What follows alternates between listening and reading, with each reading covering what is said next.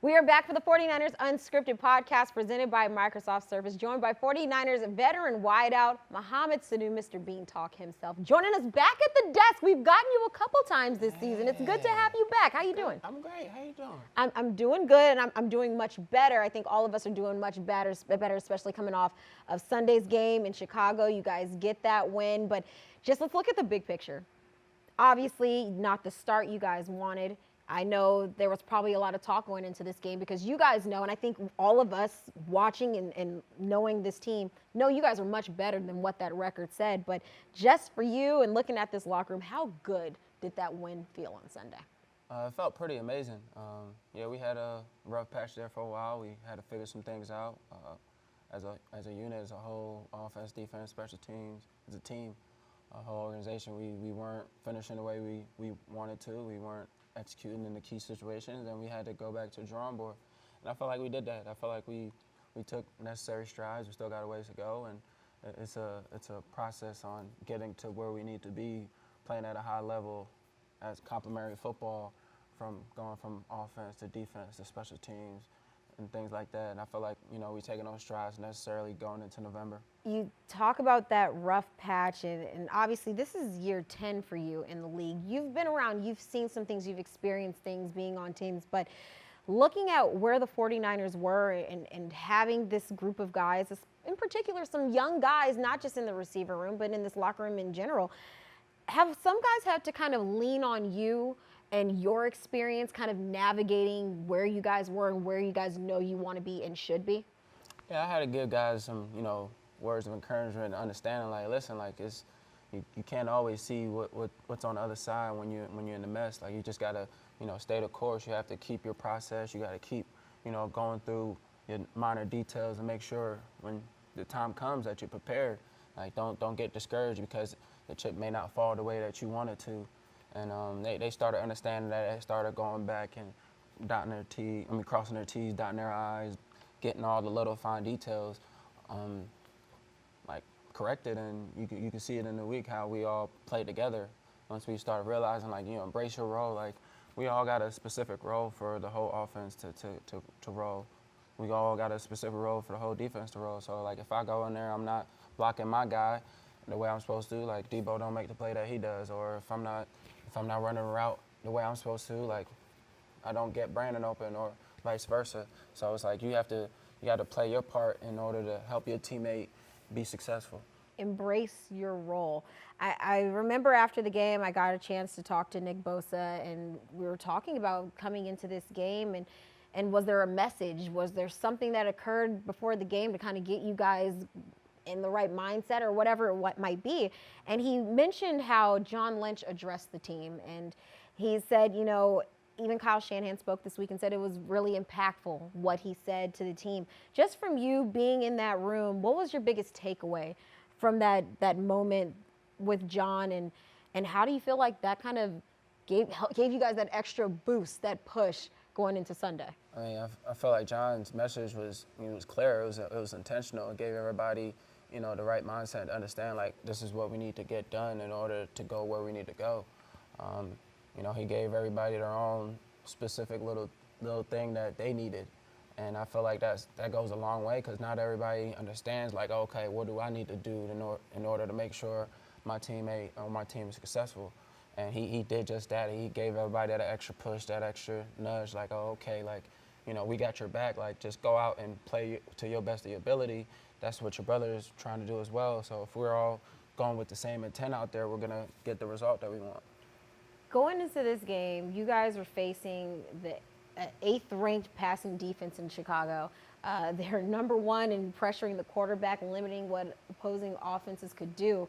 But you guys ended up putting out the biggest output this 49ers offense has done so far this season. What in particular clicked for you guys offensively, and in particular coming out of that second half? Just looking, just from being, for me, I looked at it as a fan perspective. It looked like we were just having fun. Everybody knew what we were doing, and we went out there and we played with a team that was hungry for a win, hungry to execute, hungry to play with more aggression than the other team, and you could see it in each play.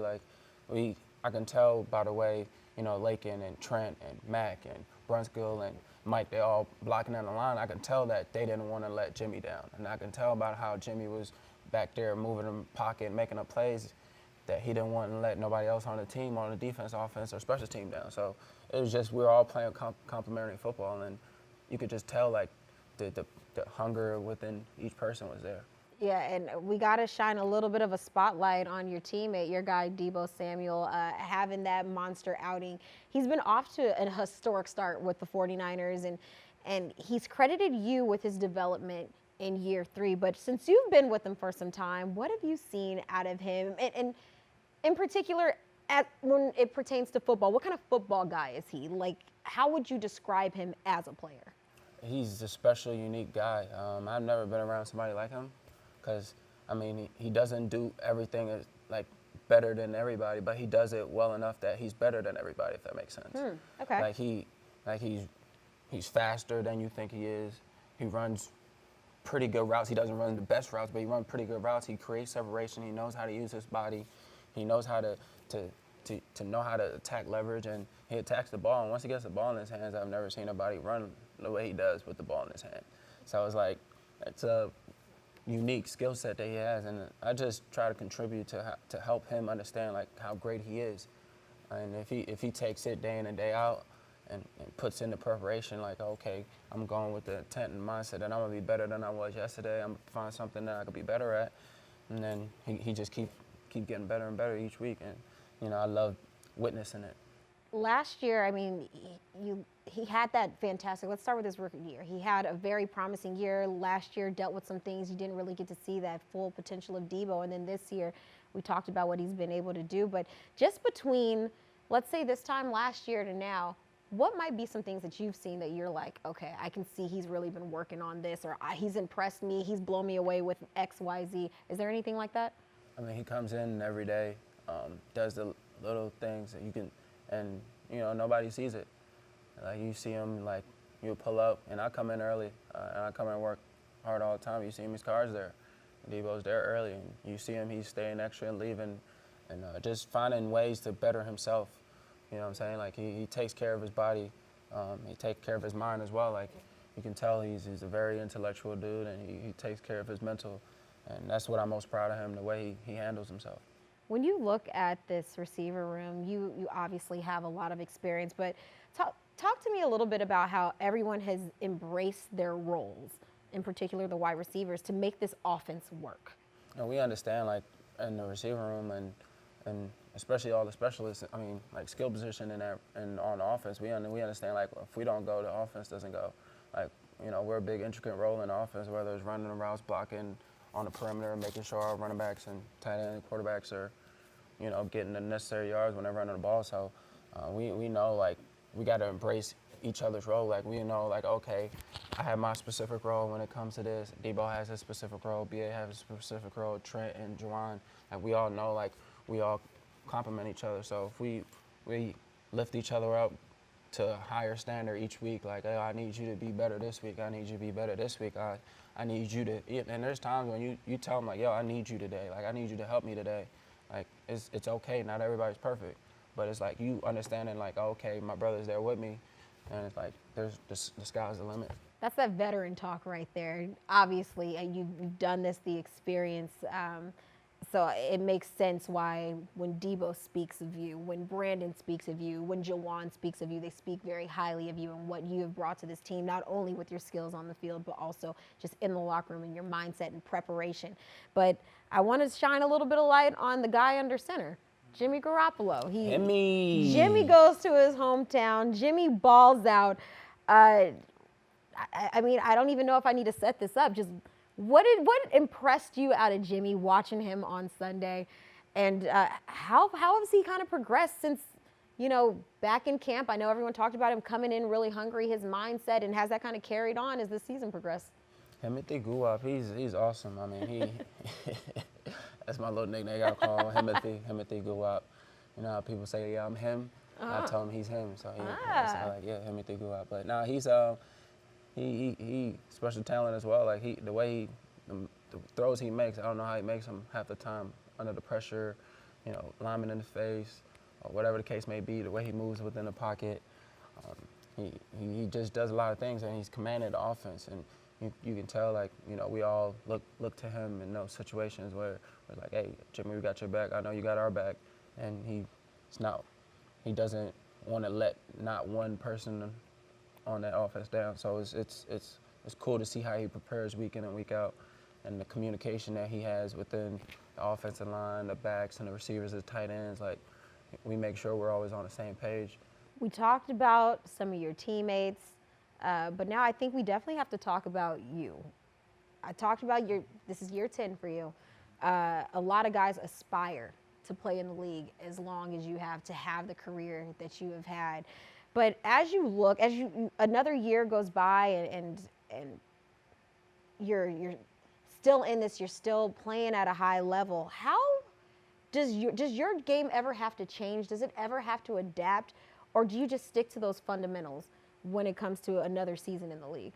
You have to be able to adapt and stick to your fundamentals. You have to be able to evolve. Like, if you continue to do the same thing over and over, you're not going to progress in the ways that you need to. Like, you know, every year there's new things happening, new things developing. There's many talented players coming in day in and day out. So you have to figure out what you're great at and master it. You know, become the best at it and be undeniable at it. So it's like, it's the mindset that you have day in and day out. Like, okay, like, yeah, he may be fast and maybe taller than me, maybe he'll do this, but it's like, I'm the best at this specific thing, and I'm a master at this, and I'm gonna make all my other attributes just as good, if not better.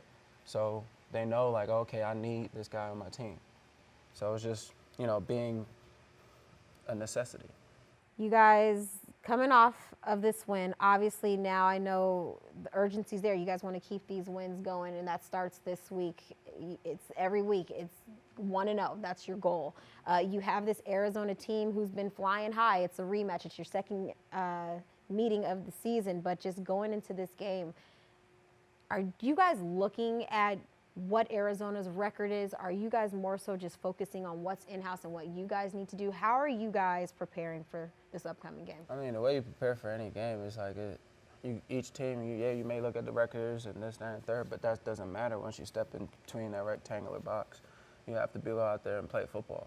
So if you prepare the week and make sure that you are more prepared than they are, you practice harder, execute well, execute better than they did throughout the week, and you are on top of your plan more than they are, and you come out with the right intent, you should be fine because you have great players on our team such as they do. So it's about who's willing to put in the right work throughout the week, who's willing to prepare themselves the right way to make sure they're ready for Sunday. That's all that separates teams week in and week out in the NFL. Coming from a true veteran himself, I hope you guys got your notepads and your pencils because school is in session. Mohamed Sanu, I appreciate you joining us at the desk, schooling us here on this podcast. We are looking forward to seeing more of you. We're excited to have you, and you have a great rest of the season. We're going to have to get you back. Is that cool? Yeah, you can call me back. Let me know when y'all need me. I got y'all, man. Drop a couple gems on y'all. Hey, Faithful, subscribe to our YouTube channel.